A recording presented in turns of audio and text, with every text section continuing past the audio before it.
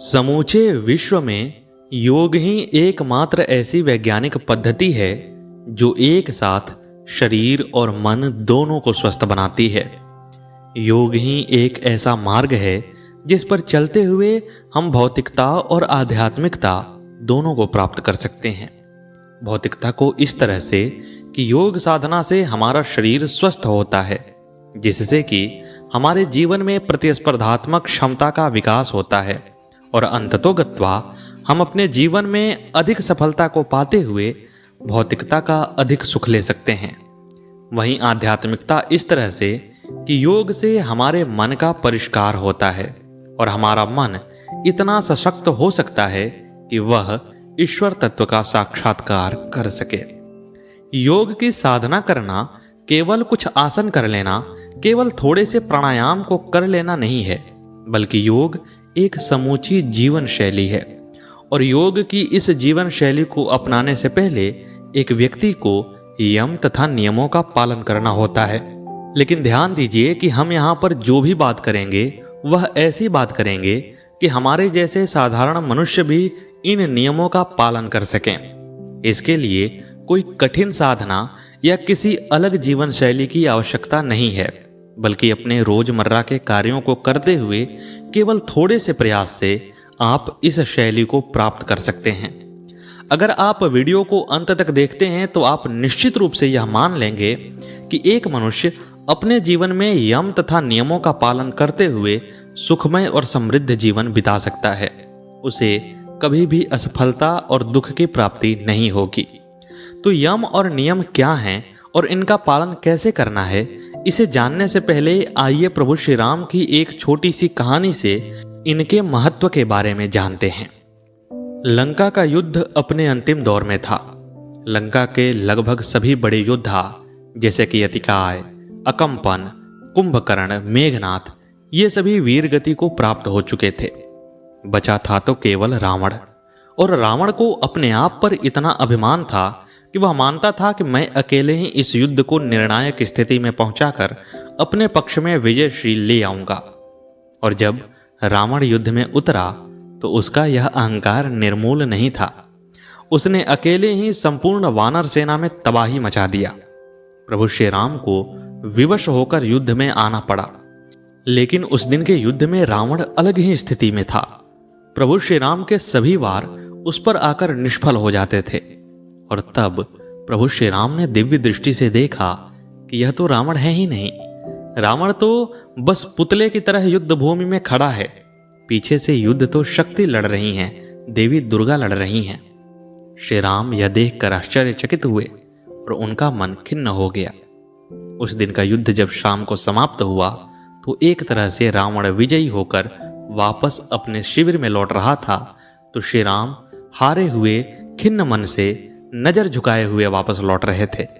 श्री राम ने अपने सैनिक दलों को बुलाया और कहा कि इस युद्ध में अब विजय संभव नहीं, क्योंकि रावण को गोद में लेकर देवी शक्ति युद्ध कर रही हैं। इस पर जामवंत जी ने बताया कि श्री राम, इसमें तो कोई हारने वाली बात नहीं है। यदि रावण दुष्ट होकर, खल होकर के देवी शक्ति को प्राप्त कर सकता है, तो आप तो न्याय और सत्य की प्रतिमूर्ति हैं। आप भी साधना कीजिए, आप भी साधना करके देवी दुर्गा को प्रसन्न कीजिए। और जब तक आप साधना कीजिएगा तब तक मैं हूं, लक्ष्मण हैं, सुग्रीव हैं, अंगद हैं, हनुमान हैं, हम सभी मिलकर युद्ध का संचालन कर लेंगे। प्रभु श्री राम ने जामवंत जी की बात को शिरोधार्य किया और उन्होंने योग तथा भक्ति की सम्मिलित पद्धति से देवी दुर्गा की आराधना करने का निश्चय किया। उन्होंने हनुमान जी से कहा कि हनुमान, आप सुबह सवेरे ही देवीदेह जाना और 108 कमल के पुष्प लेकर आना और उसके बाद जाकर युद्ध लड़ना। हनुमान जी के लिए यह काम चुटकी बजाने जैसा आसान था। प्रभु श्री राम योग में प्रवेश करने वाले थे, लेकिन प्रभु श्री राम ने सीधे सीधे ही ध्यान नहीं लगाया, बल्कि उन्होंने यम तथा नियमों का पालन किया। अपनी लंबी कविता राम के शक्ति पूजा में निराला जी इस दृश्य को चित्रित करते हुए लिखते हैं कि है नहीं शरासन आज हस्त तूरीण अस्कंद, वह नहीं सोहता निविड़ जटा दृढ़ मुकुट बंद, सुन पड़ता सिहनाद रण कोलाहल आपार, उमड़ता नहीं मन स्तब्ध सुधी है ध्यान धार। युद्ध हो रहा है। कल तक राम भी उस युद्ध के हिस्सा थे, लेकिन आज जब योग में प्रवेश करने वाले हैं तो श्री राम का मन युद्ध की तरफ जाता ही नहीं है, यानी कि वे अहिंसा का पालन कर रहे हैं। पूजनोपरांत जपते दुर्गा दशभुजा नाम, मन करते हुए मनन नामों के गुणग्राम। बीता वह दिवस हुआ मन स्थिर इष्ट के चरण, गहन से गहनतर होने लगा समाराधन। वह पूरा दिन बीत गया। राम एक दिन तक न युद्ध में गए न योग में प्रवेश करते हैं। पहले दिन ध्यान करते हुए वे यम तथा नियमों का पालन करते हैं और उसके बाद दूसरे से 5वें दिन के बीच में वह योग की उस स्थिति में होते हैं जहां पर प्रत्येक दिन वे एक एक चक्रों का भेदन करते हुए अपने मन को ऊपर ले जाते हैं।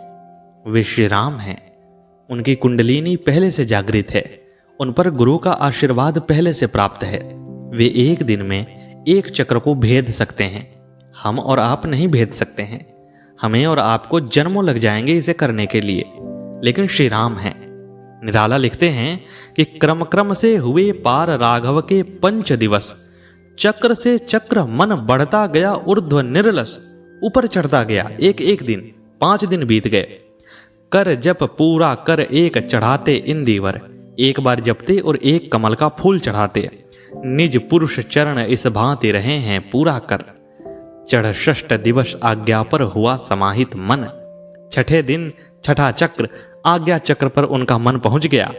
प्रति जप से खिंच खिंच होने लगा महाकर्षण, और उस समय जब वे एक एक शब्द अपने मुंह से निकालते, दुर्गा जी का एक एक नाम अपने मुंह से निकालते, तो ऐसा लगता जैसे पूरे ब्रह्मांड में उसकी ध्वनि फैल रही हो।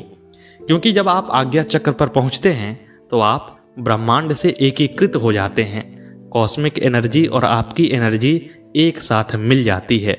उस समय प्रभु श्री राम की स्थिति क्या है? संचित त्रिकुटी पर ध्यान द्विदल देवी पद पर, जप के स्वर लगा कांपने थर थर थर अंबर। त्रिकुटी पर ध्यान है। दोनों आंखों के बीच में जो स्थान होता है, जहां पर टीका लिया जाता है, जहां पर बिंदी लगाया जाता है, भगवान श्री राम का ध्यान वहां पर है। और आंखें कहाँ हैं? देवी के पद पर। उन चरण कमलों को देखते हुए प्रभु श्री राम अपनी त्रिकुटी पर ध्यान लगाए हुए जप को पूरा कर रहे हैं। 2 दिन निष्पंद एक आसन पर रहे राम, अर्पित करते इंदिवर जपते हुए नाम। 8वां दिवस मन ध्यान युक्त चढ़ता ऊपर, कर गया अतिक्रम ब्रह्मा हरि शंकर का स्तर। एक दिन यम और नियम का पालन किया और 8 दिन योग साधना की। 8वें दिन वे सहस्रार को भी पार करके उस स्तर पर पहुंच गए जहां पर त्रिदेव निवास करते हैं। वे प्रभु श्री राम हैं। वे इस तरह की साधना कर सकते हैं। हमें और आपको जन्मों लग जाएंगे, लेकिन इस कहानी के माध्यम से मुझे इतना ही बताना था कि प्रभु श्री राम जैसे पहुंचे हुए साधक को भी योग में प्रवेश करने से पहले यम और नियमों का पालन करना पड़ा। वे पहले ही दिन से योग पर स्थित नहीं हुए। पहले दिन उन्होंने अपने मन को अहिंसा की तरफ लगाया। पहले दिन उन्होंने अपने मन को शांत किया, ध्यान किया और अपने शरीर तथा मन को स्थिर करते हुए अगले दिन से योग में प्रवेश किया, और तब जाकर उन्हें सफलता मिली। अब आइए जानते हैं कि ये 5 यम और 5 नियम क्या हैं और इनका पालन किस तरह से किया जाना चाहिए। तो यम 5 हैं। ये हैं अहिंसा, सत्य, अस्तेय, ब्रह्मचर्य और अपरिग्रह। अहिंसा को आमतौर से किसी प्रकार की जीव हत्या न करना माना जाता है, पर यहाँ अहिंसा का अर्थ इससे कहीं अधिक व्यापक और सूक्ष्म है। किसी प्राणी को मन, वचन या कर्म से किसी प्रकार की पीड़ा पहुंचाना भी हिंसा है। अतएव योग मार्ग के साधकों को इन विधि निषेधों का कठोरता पूर्वक पालन करना पड़ता है। योग सूत्र में व्यास जी ने कहा भी है कि अहिंसा सर्वथा सर्वदा सर्वभूतानामाभिद्रोह, अर्थात सभी प्राणियों के प्रति हर प्रकार के विद्रोह भाव का परित्याग करना ही अहिंसा है। यह अहिंसा जाति, देश या काल के कारण सीमाबद्ध हो सकती है। उदाहरण के तौर पर मछुआरे को लिया जा सकता है। मछली मारना उसका धंधा है और जीविकोपार्जन का साधन भी। अतएव इसमें जीव हिंसा होते हुए भी वह उसे नहीं छोड़ सकता, पर अन्य किसी प्रकार की हिंसा में वह लिप्त न हो तो उसकी यह अहिंसा जातिगत कारणों द्वारा सीमाबद्ध हुई मानी जाएगी। अनेक लोग केवल तीर्थों में जाकर इस नियम का पालन करते हैं, जबकि अन्य जगहों पर हिंसा का त्याग नहीं कर पाते। ऐसी अहिंसा देश द्वारा सीमाबद्ध होती है। कई लोग पर्व त्योहारों के दिन ही यह अनुबंध अपनाते हैं, इसलिए यह काल द्वारा सीमाबद्ध अहिंसा हुई। इसके अतिरिक्त भिन्न भिन्न अवसरों पर अपनाई गई अहिंसा भी सीमाबद्ध हो सकती है, जैसे सैनिकों द्वारा युद्ध मोर्चे को छोड़कर अन्यत्र इसका परिपालन करना, किसी व्यक्ति द्वारा आत्मरक्षार्थ अथवा दूसरे की रक्षार्थ बन पड़ी हिंसा के अतिरिक्त और समय में इससे परहेज करना। किंतु जो कठिन साधक है उसे तो साधना मार्ग पर सफलतापूर्वक चढ़ते रहने के लिए पूर्णतः अहिंसा का परिपालन करना होता है। लेकिन हमारे जैसे सामान्य मनुष्यों को जहां तक हो सके अहिंसा का पालन करना है, और कभी कभी किसी विशेष परिस्थिति में हिंसा का मार्ग अपना लेने पर भी हम भ्रष्ट नहीं होते हैं। दूसरा है सत्य। मन, वचन और कर्म में एक रूपता को सत्य कहते हैं। यह सत्य भी समय और परिस्थिति को देखते हुए ही बोलने का निर्देश है।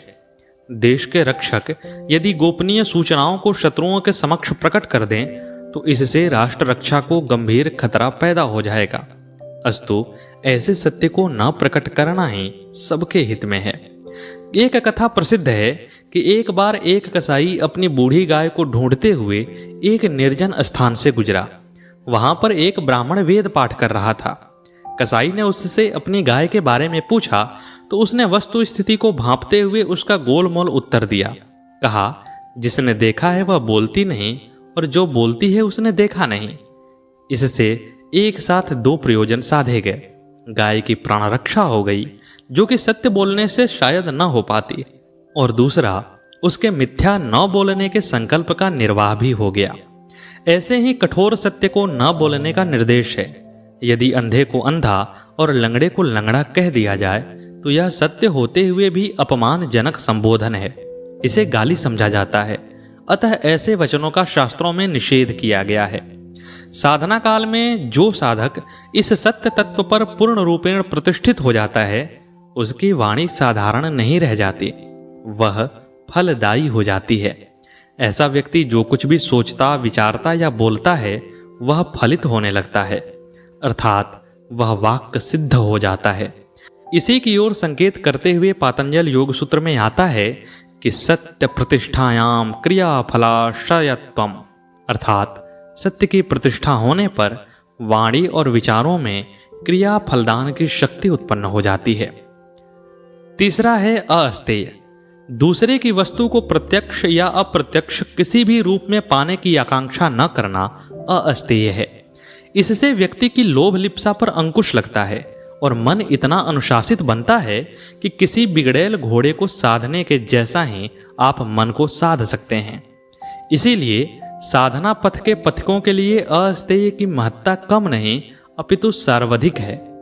देखा गया है कि अनेक बार साधक सिर्फ इसलिए मार्गच्युत हो जाते हैं कि उनका मन निरंकुश होता है। वह किसी वस्तु के प्रति कई बार इस कदर पागल हो उठता है कि उसकी प्राप्ति ही उसके लिए सर्व प्रमुख बन जाती है, जबकि साधना जीवन का प्रधान लक्ष्य होते हुए भी गौण बनी रहती है। इस प्रकार साधक शनै शनै साधना पथ से दूर हटते हुए अंततः उससे विलग हो जाता है। वास्तव में देखा जाए तो एक साधारण जीवन में भी यदि आप अस्तेय को अपनाते हैं तो आप समाज में एक प्रतिष्ठित व्यक्ति के रूप में जाने जाएंगे। अस्तेय को परिभाषित करते हुए शांडिल्यो उपनिषद में आता है कि अस्तेयम नाम मनोवाक्काय कर्म भी परद्रव्येशः निःस्पृहता, अर्थात शरीर, मन और वाणी द्वारा दूसरे के द्रव्य की इच्छा न करना अस्तेय कहलाता है। चौथा है ब्रह्मचर्य। मन को ब्रह्म तथा ईश्वर पारायण बनाए रखना ही ब्रह्मचर्य है। योग सूत्र में कहा गया है कि गुप्त इंद्रिय के संयम को ब्रह्मचर्य कहते हैं। शांडल्योपनिषद इसकी और सूक्ष्म व्याख्या करते हुए कहती है कि ब्रह्मचर्य नाम सर्वावस्थासु मनोवाक्काय कर्म भी सर्वत्र मैथुन त्याग, अर्थात सर्वावस्था में सर्वत्र शरीर मन वाणी द्वारा मैथुन का परित्याग ब्रह्मचर्य कहलाता है। शास्त्रों में मैथुन के 8 प्रकार बताए गए हैं। स्मरणम, कीर्तनम, केलिः, प्रेक्षणम, गुह्य भाषणम, संकल्पो ध्येय वशायश्च क्रिया निष्पत्तिरेव च।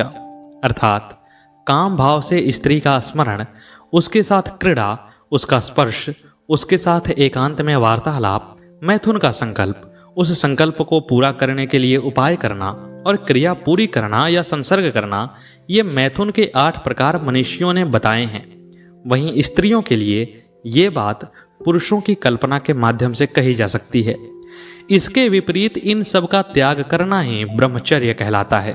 ब्रह्मचर्य को सिद्ध कर लेने वाले साधकों के संबंध में पातंजल योग सूत्र कहता है कि ब्रह्मचर्य प्रतिष्ठायाम वीर्य लाभ, अर्थात ब्रह्मचर्य की प्रतिष्ठा होने पर साधक को वीर्य लाभ होता है। वीर्य लाभ होने से साधना के अनुकूल गुण समूह पैदा होते हैं, जिससे योगाभ्यासी को आत्मज्ञान प्राप्त होता है। एक साधारण मनुष्य को भी गृहस्थ जीवन से पहले और गृहस्थ जीवन के बाद ब्रह्मचर्य का पालन करना होता है। इससे आपकी शक्ति का विकास होगा और आप संपूर्ण रूप से अपने जीवन को सुचारू ढंग से जी सकेंगे। 5वां और अंतिम यम है अपरिग्रह। अपरिग्रह को प्राप्त साधक काल और ज्ञान संबंधी सिद्धि प्राप्त कर लेता है। पातंजल योग सूत्र कहता है अपरिग्रह स्थैर्ये जन्म कथांता संबोध, अर्थात अपरिग्रह के स्थिर होने से जन्म वृतांत का ज्ञान प्राप्त होता है। इसका अर्थ यह हुआ कि पूर्व जन्म में हम क्या थे, कैसे थे, इस जन्म की परिस्थितियां ऐसी क्यों हुई एवं हमारा भावी जन्म कब, कहाँ, कैसा होगा, इस ज्ञान का उदय होना अपरिग्रह साधना द्वारा ही संभव होता है। अपरिग्रह का मतलब है संचय न करना, त्याग करना, और त्याग के द्वारा ही एक साधक को अपने जीवन की वास्तविकता का पता चलता है। यहाँ साधारण मनुष्यों के लिए त्याग करने का आशय सब कुछ छोड़ देना नहीं है, बल्कि बुरे कर्मों और गलत प्रकार से प्राप्त हुए धन का त्याग करना ही अपरिग्रह है। ये तो हुए 5 यम, जिन्हें कि हम यम पंचक भी कहते हैं। अब जानते हैं कि नियम क्या हैं। नियम भी 5 प्रकार के हैं। ये 5 नियम हैं शौच, संतोष, तपस्या, स्वाध्याय और ईश्वर प्राणिधान। शौच पवित्रता को कहते हैं। बाह्य और आंतरिक शुचिता, यह दोनों ही इसके अंतर्गत आती है। एक साधारण मनुष्य को भी अपने बाह्य यानी कि भौतिक जगत में और अपने अंतर यानी मन के अंदर शुद्धता को लाना चाहिए, और इसी शुद्धता को लाने की क्रिया को शौच कहते हैं। जब आप बाहर और भीतर दोनों तरफ से शुद्ध होते हैं तो लोग स्वतः ही आपकी तरफ आकर्षित होते हैं। जैसे कहीं भी साफ सफाई को देखकर हमारा मन प्रसन्न होता है, वैसे ही हमारे आसपास और हमारे अंदर की सफाई को देखकर दूसरे व्यक्ति का मन भी प्रसन्न हो जाता है। दूसरा है संतोष। ईश्वर की इच्छा से या प्रारब्ध से जब भी जो कुछ भी मिले उसी से सुखी रहना ही संतोष कहलाता है। शांडिल्योपनिषद में एक ऐसा ही कथन है कि संतोषो नाम यद्रक्षलाभ संतुष्टि, संतोष से परम सुख की प्राप्ति होती है। असंतोष ही अशांति और दुख का कारण है। इसलिए साधकों को स्वल्प में संतोष का निर्देश दिया जाता है। साधारण मनुष्यों के लिए संतोष का आशय अपनी इच्छा का त्याग करना नहीं है। ऐसा नहीं है कि आप आकांक्षा का ही परित्याग कर दें, बल्कि आप यदि किसी चीज को पूर्ण रूप से चाहें, उसे पाने के लिए प्रयास भी करें, लेकिन दैववश कभी आपको वह वस्तु नहीं मिलती है तो उसका मातम न मनाना ही साधारण मनुष्यों के लिए संतोष है। तीसरा है तप। कष्ट सहन करने को ही तप कहते हैं। जो व्यक्ति स्वेच्छा से सीमित साधनों में ही अपने जीवन का निर्वाह करते हुए प्रसन्न रहे, वह तपस्वी कहलाता है। साधारण मनुष्यों के लिए तप की बात करें तो वह है कष्ट सहते हुए तपते रहना।